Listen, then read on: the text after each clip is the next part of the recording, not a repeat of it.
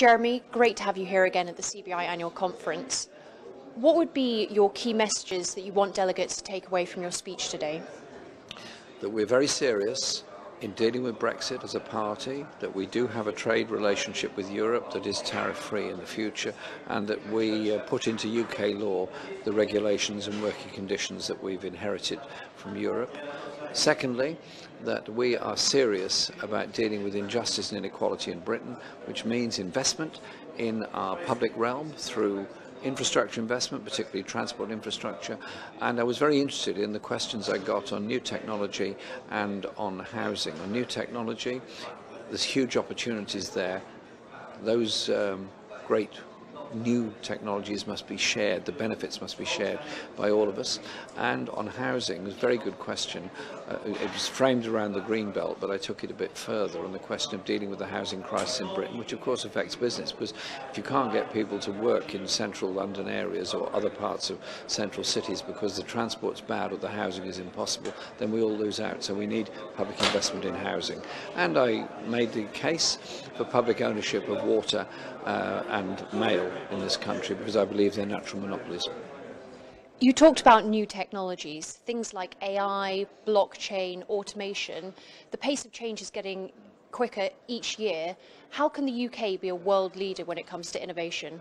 We have to be that world leader. We have to invest in the technology. We have to support universities in the investment they're doing. And we have to have agreements in companies that those people that are working in those companies that are benefiting from new technology themselves also benefit from it. So it can be a method of sharing wealth and sharing the experience of all. It mustn't be that we end up with a small number of people being very rich because of these high technology things, while the rest are looking on in horror and dismay as they're out of work. Out there we've got a very wonderful electric car with no driver in it. Amazing.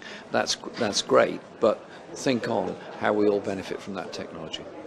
British businesses are facing a considerable amount of uncertainty. How would Labour provide clarity?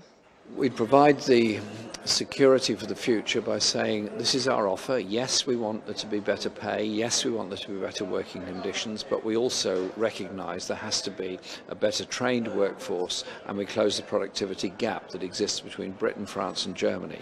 They basically are far more efficient at producing things than we are, and Labour will invest in the economy, which will benefit all. And of course, business will benefit from that as well, but they will also, as we made very clear, expect some changes.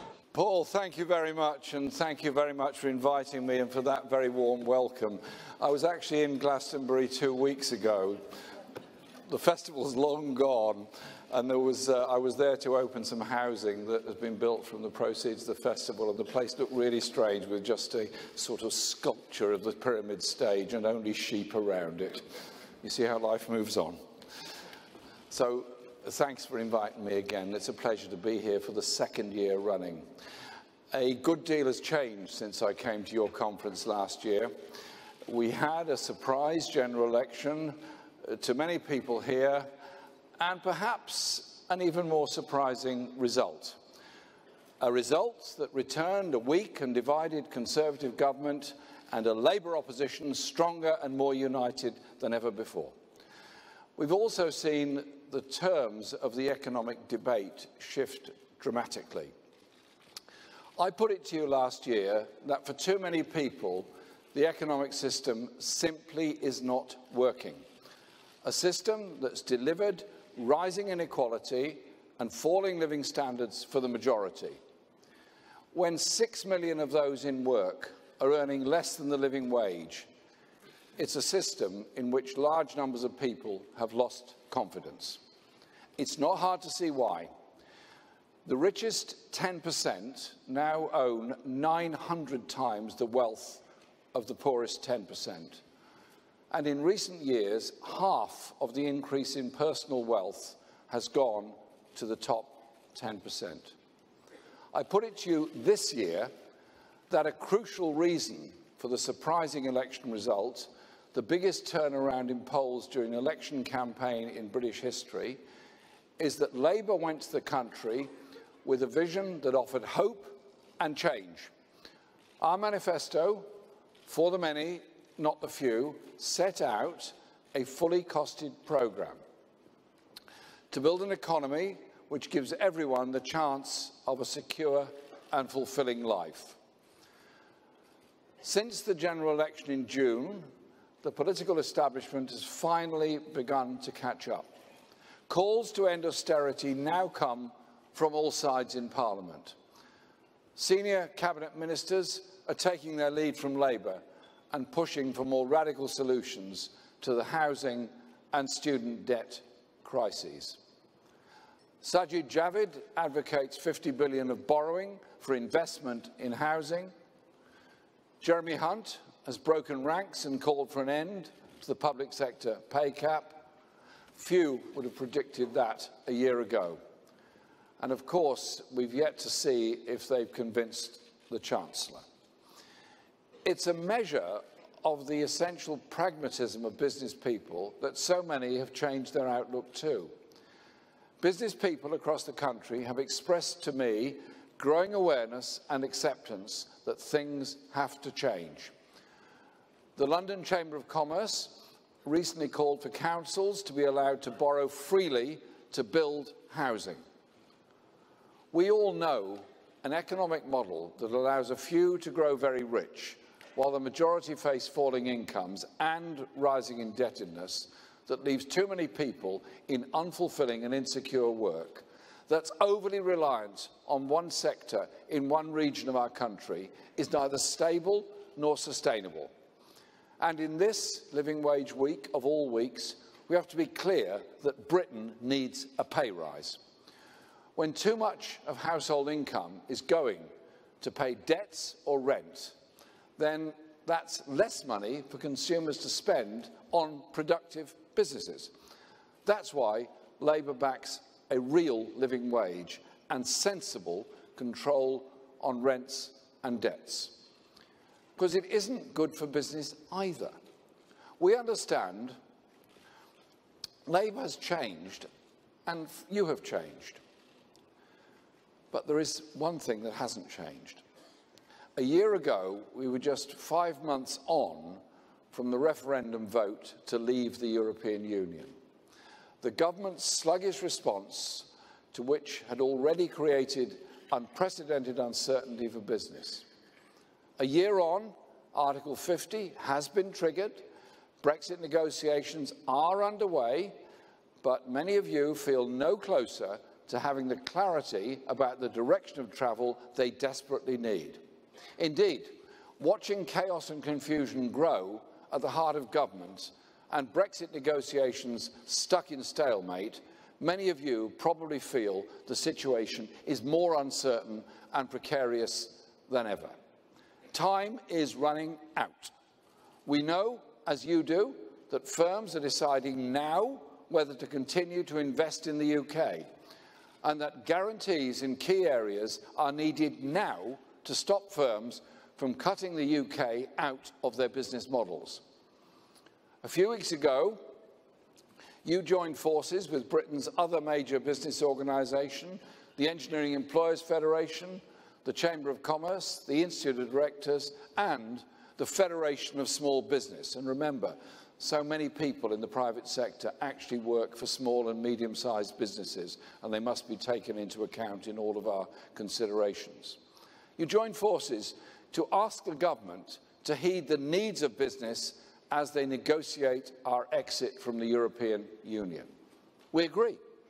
We need a Brexit that puts jobs and living standards first, and it's Labour that has common ground with you on putting the needs of the economy front and centre stage. We have common ground on the need for transitional arrangements to be agreed immediately, so that businesses know they won't face a cliff-edge Brexit when the 2-year negotiating period is up. Because, let me be clear, to delay a transitional deal until a final deal is agreed, as the Prime Minister says she wants to do, is simply not good enough.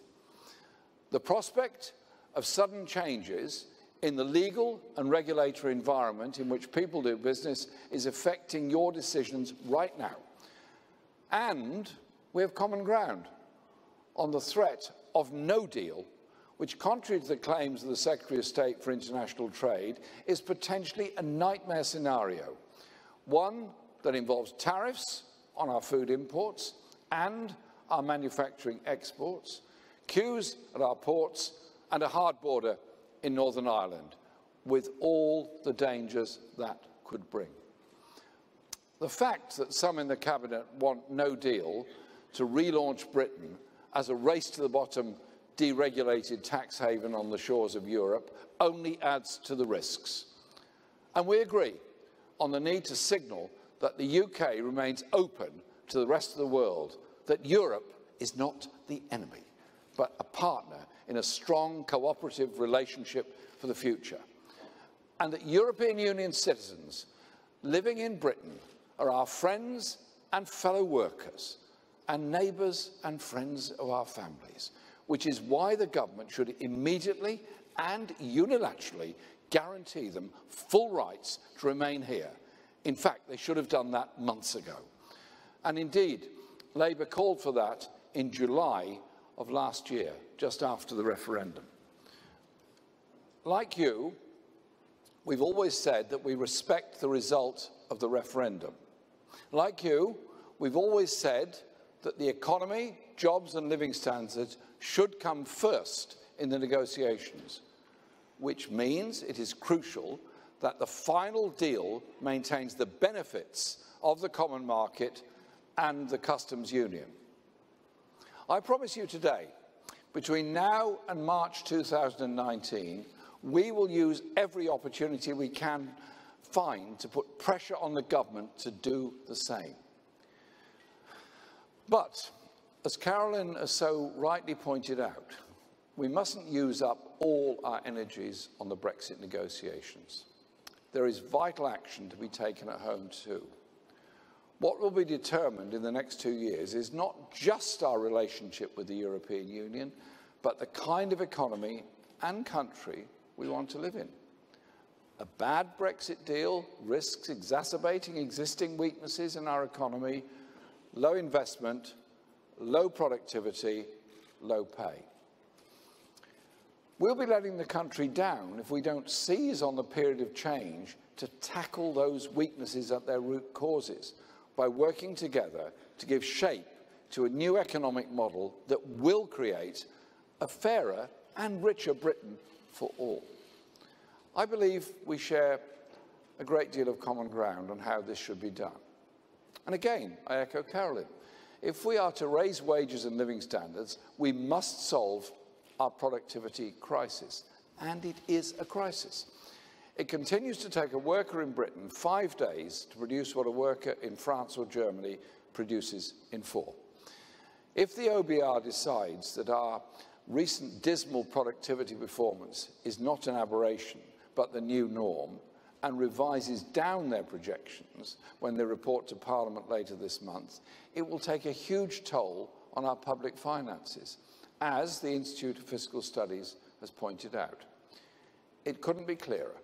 Our productivity crisis is making our country poorer. The answer to our productivity crisis lies in investment, in infrastructure, in new technologies, and in people.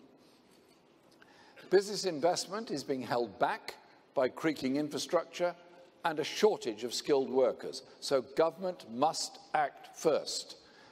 Yet, under the Conservatives, crucial infrastructure investment has been delayed, from rail electrification to the Swansea tidal lagoon.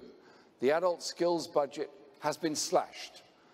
They even went into the election promising to cut per pupil funding in real terms. The Chancellor should use his autumn budget to change direction and invest in long-term growth. That's what Labour has already pledged to do.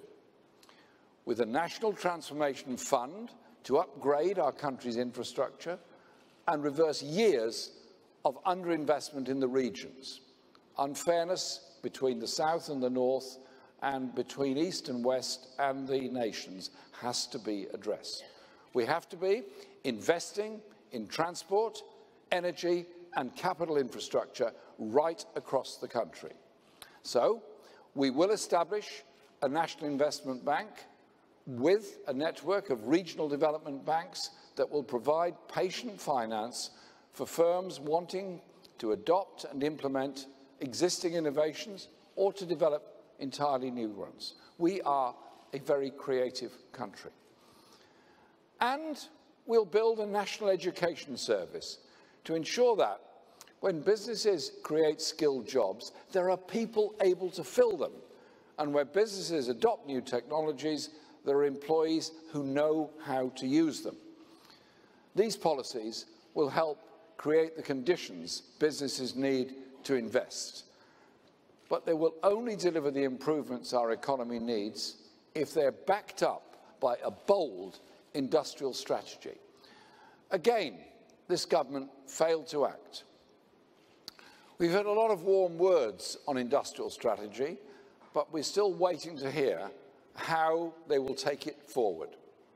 Labour's industrial strategy, built on national missions for energy transition and to increase research and development spending to 3% of GDP by 2030, will lay down the challenge to business to provide the foundations on which they can be met. We will invest £1.3 billion on research and development in our first 2 years in government to galvanise private investment. Set up 2 new catapult centres for retail and metals, centres of collaboration and innovation to drive productivity improvement. And harness the £200 billion spent by the public sector each year to boost local economies and local supply chains, to bring prosperity to every region of the country. That's how we deliver properly funded public services in the long run and ensure everyone earns enough to live on. If we get this right, it's not just our economy that will be stronger, but our political institutions and our social bonds as well. We will, as you know, raise some taxes to pay for it. I knew you were going to be welcoming that bit. To ensure that our spending plans fit within the constraints of our fiscal credibility rule. And when we do, we'll be clear and open about our tax plans, as we were during the general election. We won't do it by stealth. And we will seek to improve the functioning of businesses' taxation wherever possible, by uprating business rates in line with CPI instead of RPI, moving to annual revaluations and exempting new plant and machinery, and by looking at staggering tax incentives for investment and innovation. We'll do this because a fair and functional taxation system is the only way to deliver the investment in infrastructure and skills that are so desperately needed across the country. And I'm sure everyone here will agree, providing good infrastructure and education is what responsible governments do. And it's not just government that has a duty to be responsible. Business does too. From ensuring their suppliers, often small businesses, are paid promptly, to ensuring they pay their taxes in full too.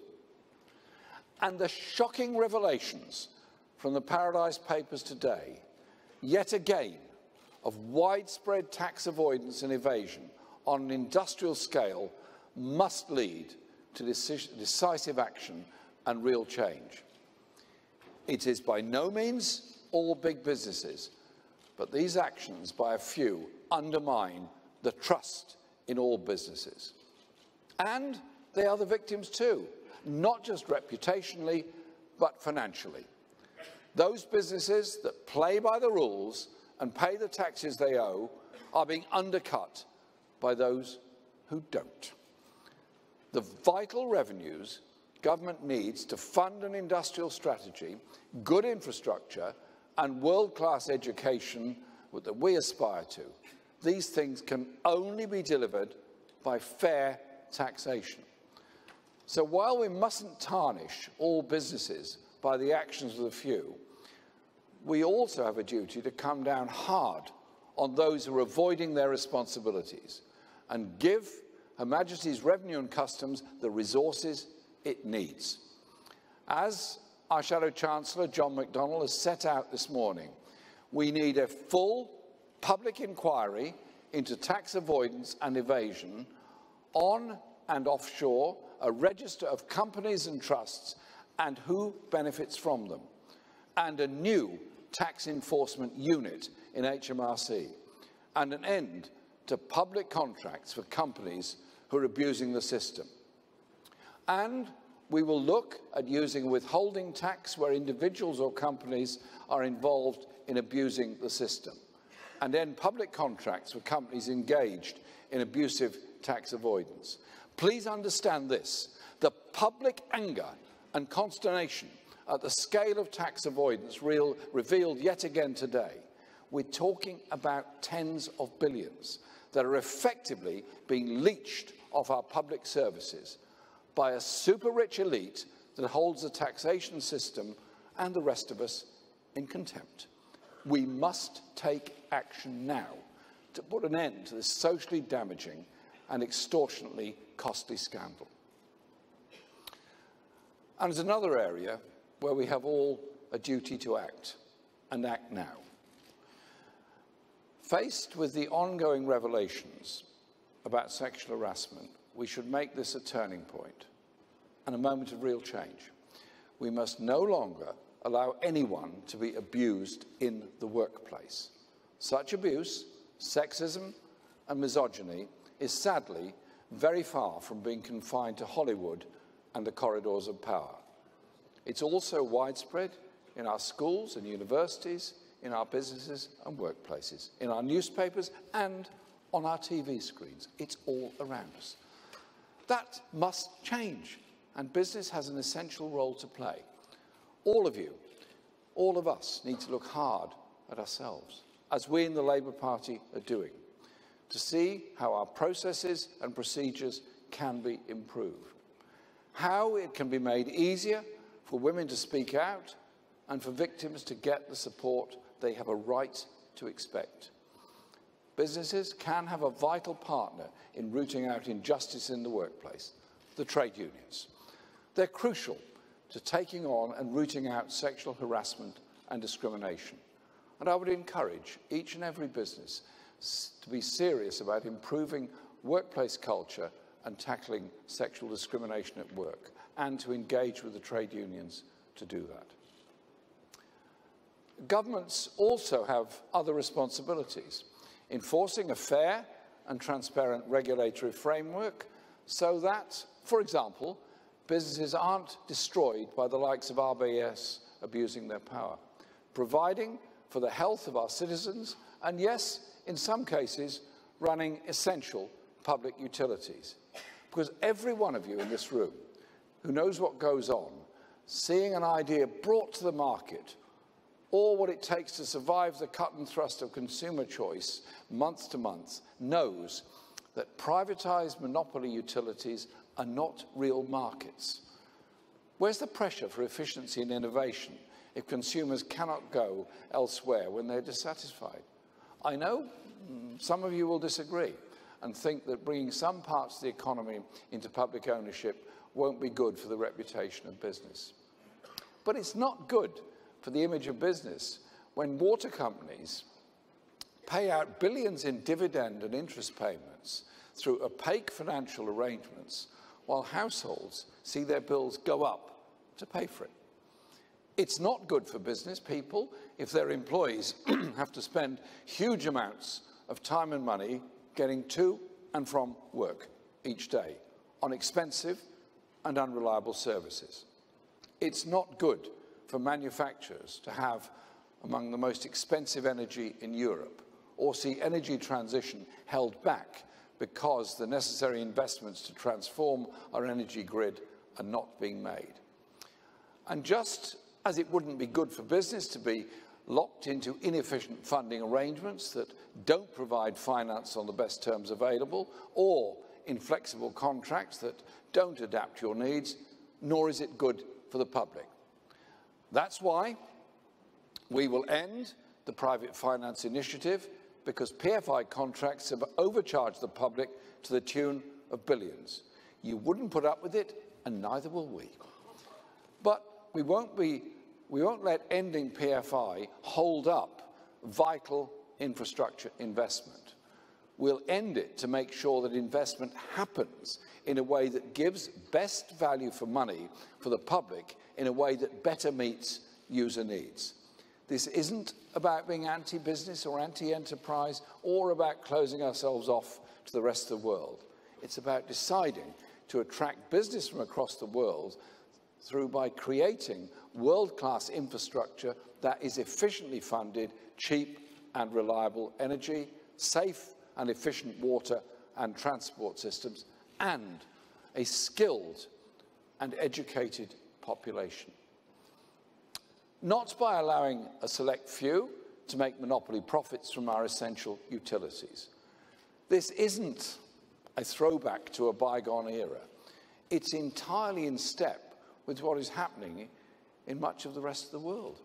Some of the world's biggest economies, Germany and France, and even the United States, are deciding that key sectors such as energy and water are better off in public ownership. It's time for Britain to catch up. Building an economy for the many will mean making some big changes. But it would also mean an economy that is stronger, fairer, and more stable. And business people know more than anyone how important that is.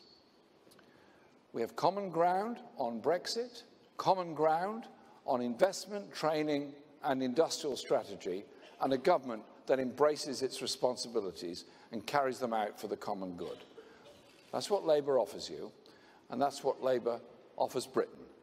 And I thank you for inviting me again to the CBI conference, and I value the day-to-day relationship we have with the CBI, as does John McDonnell and others in my team, and I look forward to working with all of you in the future, whenever the general election comes, and we, I hope, are in government to continue working with you. Thank you very much.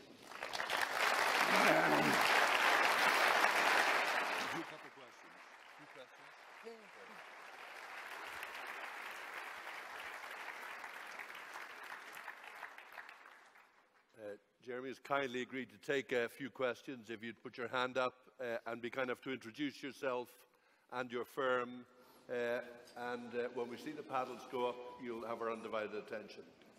Number 4. Frank Miller from the Centre for Process Innovation on Teesside. In a renationalised Britain, what are the biggest innovation challenges?